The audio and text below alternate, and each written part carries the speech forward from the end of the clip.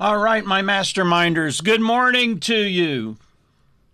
How are you? I want to talk to you about the three things that determine whether people buy from you or not. So if you're making sales, this is why. If you're not making sales, this is why. Now, I have a little poll here. I've never done this before, so I don't know if this poll is going to work. So putting this little poll up here, I'm activating the poll. And it says it's active now. All right, great. But I don't know how you're going to see my... Is my poll active? This is what I'm trying to activate poll. All right. I don't know if you... I guess you can't see the poll. In any event, here's what you can answer in comments. We'll do it the old-fashioned, simple way, all right? Number one. The question is, which is most important to you? The benefits of the product or the service, the cost versus the alternatives, or the probability of getting the benefit?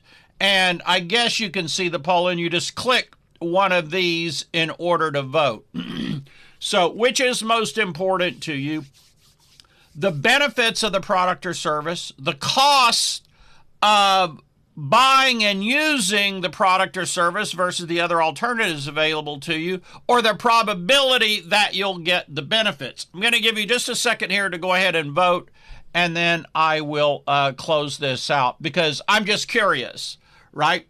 Now, if you're watching this on Twitter, you're watching this on YouTube, you're watching it on LinkedIn, or maybe you see it on my blog, or even you're listening to the podcast, vote. On the podcast, I don't know if you're going to have a way to vote or not, but you can always comment and let me know.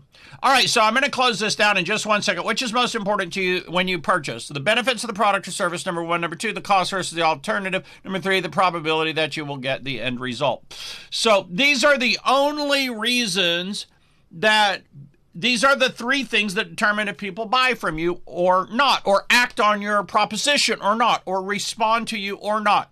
So number one, the benefits, which is called the preference. In other words, what outcome does the potential buyer or responder prefer? I'm going to give you an example. At resellertoolkit.com, I have my affiliate program, and I'm paying on back-end products. However, there's a perception, which I don't believe is true, but there's currently a perception amongst the people I've shown it to that they're going to get less money up front and they're going to have to wait for their money. And so the preference, the strong preference, is to get one in the hand versus two in the bush. Hey, Jim, how are you doing? So do you see how that works? One in the hand versus two in the bush. So the preference is to get one in the hand. So, and then you're looking at the balance. Okay, one in the hand is worth how many in the bush? Number one. And number two, for me, it's how do I increase the perception that they're going to get the preferred benefit, which is money now? How do I increase that perception? Because if you can't increase that perception, then people aren't going to go ahead and purchase. So you've got number one. What are the benefits, which is the preference of the buyer or the responder? What do they prefer? And how much of your offer gives them what it is that they prefer, right? Number two is the perceived cost, not just of buying the product, how much it costs, but also the cost to get the benefit. Is it going to cost them to get the benefit? And what opportunity cost do they give up by buying your product versus buying something else, or by taking whatever option you're advocating versus some other option, right? And then number three, what is their assessment of the probability that they will get the outcome or get the result? In other words, they can want your result, right? They can see that, okay, it doesn't have a lot of costs, but if they assess a low probability to get that outcome, then they're probably not buying or acting on whatever proposition it is that you're giving them. So, for example, with our Facebook group, or these live streams, it's the same. In other words, what's the perceived benefit? What's the perception that they're going to get a gain, a benefit by watching the live stream and not just some pitch? What's the chances that the 10 minutes you expend today watching this live stream is going to result in a benefit for you, a gain? Number two, what's the cost? In other words, in the 10 minutes it takes to watch the live stream, what did you give up? And what's the benefit of that versus the benefit of watching the live stream? And then number three, what's the probability you're going to get a benefit? Get the benefit that you would get from watching this live stream. So that determines if people make a decision to watch the live stream or not. Now, in terms of actually getting the viewers, you've got to take that value proposition and you've got to deliver that value proposition and get it out to enough people where if they are making the decision in your favor, that it ends up being a significant number of people or a lot of people choosing to watch your live stream versus choosing to not watch it. In other words, they vote with their time. They vote and say, no, actually, in the 10 minutes I could watch this, I think I'm going to get more value by watching Captain Kangaroo reruns. Nobody remembers Captain Kangaroo. Captain Kangaroo reruns on some old TV channel. Or I'm going to get more benefits by going over to Facebook and reading the current polarity arguments where people can't disagree on something, right? But I'm going to enjoy it, right? I may not get a gain from it, but the gain is that I enjoy the expenditure of that time versus the 10 minutes they spend watching this live stream, right?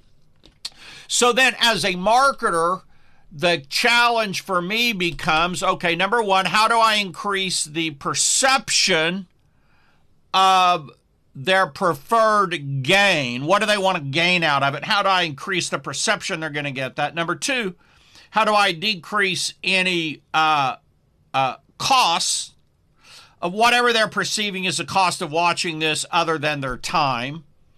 And number three, how do I increase their probability, their perception of probability that they're going to get whatever benefit it is that they want from watching? So that's how you break down a value proposition. This is called the value proposition.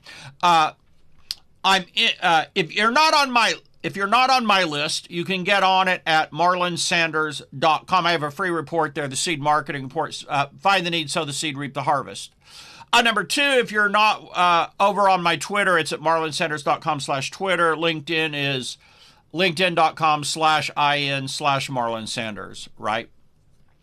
And we're doing the live streams every day, typically around 8:30 Eastern Standard Time, and maybe as late as 9. It really, honest to God, depends on what time I wake up and how long it takes for my coffee to kick in.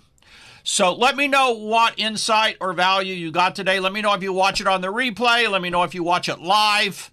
Let me know if you're seeing it over on LinkedIn or Twitter or the Facebook page or the Facebook group. And if you got any insight today on this, let me know. By the way, if you want to read a book about this, it articulates it different than what I did, but I think the book by Alex Hormozi, $100 Million Offers, he has his own version of the value proposition in there, which is the same as what I just articulated, although he articulates it differently, but he includes the element of speed.